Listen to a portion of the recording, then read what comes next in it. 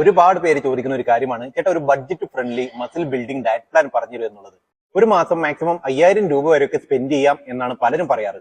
നിങ്ങൾ ജിമ്മിൽ പോകുന്നതും വർക്കൗട്ട് ചെയ്യുന്നതും നോർമൽ ഒരു ഫിറ്റ്നസിന് വേണ്ടിയിട്ടാണെങ്കിൽ നമുക്ക് വീട്ടിൽ കിട്ടുന്ന ഫുഡ് വെച്ച് തന്നെ നമുക്ക് നല്ലൊരു ഡയറ്റ് നമുക്ക് ഫോളോ ചെയ്യാൻ വേണ്ടി പറ്റും. അതേസമയം നിങ്ങൾ മസിൽ ബിൽഡിംഗ് ആണ് നോക്കുന്നതെങ്കിൽ അത്യാവശ്യം എക്സ്പെൻസീവ് ആണ് ഒരു മസിൽ ബിൽഡിംഗ് ഡയറ്റ് ഫോളോ ചെയ്യുക എന്നുള്ളത്. ബേസിക് ആയിട്ടുള്ള ഒരു മസിൽ ബിൽഡിംഗ് ഡയറ്റ് ഫോളോ ചെയ്യണമെങ്കിൽ തന്നെ നിങ്ങൾക്ക് മാസം 10,000 രൂപ മുതൽ 15,000 രൂപ വരെയെങ്കിലും സ്പെൻഡ് ചെയ്യേണ്ടി വരും. ഇനി ബോഡി ബിൽഡിംഗ് ആണ് നിങ്ങളുടെ കൂടെങ്കിൽ മിനിമം 20,000 to 30,000 എങ്കിലും നിങ്ങൾ ഒരു മാസം സ്പെൻഡ് ചെയ്യേണ്ടി വരും. നമുക്കറിയാം മസിൽ ബിൽഡ് ചെയ്തെടുക്കാൻ നല്ല പോലെ നമ്മൾ ഹാർഡ് വർക്ക് ചെയ്യണം, നല്ല ഡെഡിക്കേഷൻ വേണം, പാഷൻ വേണം, ക്ഷമ വേണം. ഇതിനേക്കാൾ കൂടുതൽ നമ്മുടെ കയ്യിൽ പൈസയും വേണം.